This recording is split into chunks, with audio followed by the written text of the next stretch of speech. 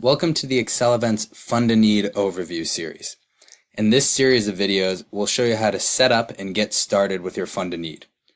A Fund a Need initiative is a great way for you to help raise more money for your cause by setting specific pledge levels that your guests can submit a donation towards. So to get started with Accelevents, you'll select the Fund a Need option, and then we'll go through the event setup stages. On our event setup page, we'll enter the name of our event or the name of our Fund a Need.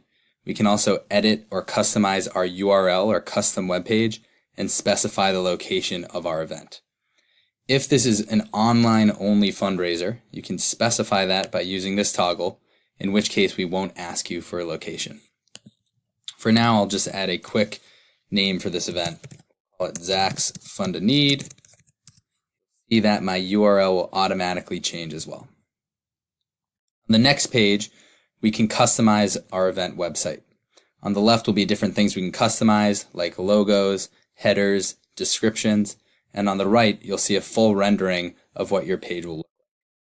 You'll see as I change my event banner, for example, that will change over on the right. You can add a different headline, description.